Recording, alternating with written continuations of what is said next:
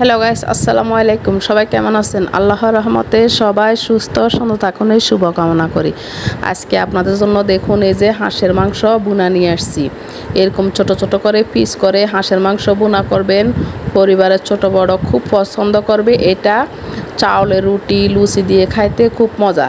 দেখুন এই যে আমি এটা চীনা হাঁসের মাংস, আমি এখানে পুরা মাংস নিয়ে নেই। এখানে যে এরকম বড় বড় 3 পিস এই যে মাংস, এটা আমি গ্রামের বাড়ি থেকে চীনা হাঁসের মাংসগুলো নিয়ে আসছি। দেখুন যে এগুলাকে আমি ছোট ছোট পিস করে কেটে নিব। আমি আমার পছন্দ মতো করে ছোট ছোট পিস করে কেটে নিব পরিষ্কার করে।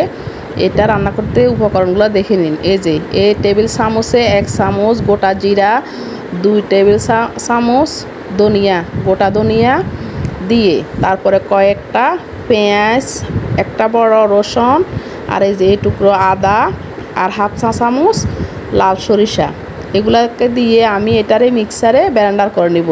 সাথে দিয়ে দিব দেখুন এখানে এই যে কয়েকটা বাদাম আর কিশমিশ, এটা দিলে খুব স্বাদ টেস্ট হয়। দেখুন এখানে পরিমাণ মতো সয়াবিন তেল দিয়ে দিচ্ছি। এবার দিয়ে দিব তেজপাতা আর 2 টুকরো দারচিনি, দিয়ে দিব পরিমাণ মতো পেঁয়াজ কুচি। এখানে 6-7টা পেঁয়াজ কুচি হবে, দেশি পেঁয়াজ ছোটো ছোটো। দেখুন এগুলো একটু ভাজা ভাজা হবে, বাদামি কালার হবে। এবার দিয়ে দিব আগে থেকে ধুয়ে কেটে পরিষ্কার রাখা এই যে হাঁসের মাংসগুলা, আমি একদম ছোট ছোট করে পিস করে নিচ্ছি। আপনারা হাঁসের মাংসগুলাকে এরকম ছোট ছোট পিস করে কেটে রান্না করবেন, খাইতে অসম্ভব মজা। দেখুন এখানে এই যে 1 চা চামচ এই যে লবণ দিয়ে দিচ্ছি, স্বাদ মতো লবণ দিয়ে একটু কষানো হয়ে গেছে। দেখুন এখানে এই যে আদা রসুন পেঁয়াজ এগুলা বাটা দিয়ে দিচ্ছি।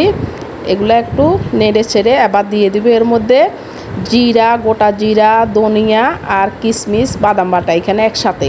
দেখুন এগুলাকে দিয়ে আমি এই যে একটু নেড়ে ছেড়ে এই যে মিশিয়ে এবার দিয়ে দিব 1 চা চামচ হলুদের গুঁড়া, 2 চা চামচ এই যে লাল মরিচের গুঁড়া। জালটা আপনারা আপনাদের স্বাদ অনুযায়ী দিবেন। দেখুন এগুলাকে দিয়ে এবার ভালো করে মিশিয়ে এটাকে কষিয়ে আমি লো হিটে রান্না করব। দেখুন এখানে আমি শুধু 1 কাপ পানি দিয়েছি, মশলার বাটি দিয়ে পানি দিয়েছি। এটা সম্পূর্ণ আমি লো হিটে তেলের মধ্যে কষিয়ে কষিয়ে রান্না করব। দেখুন 2টা বড় রসুন দিয়ে দিছি আস্ত। এই রসুনগুলা এরকম মাংসের মধ্যে দিয়ে খাইতে খুবই মজা।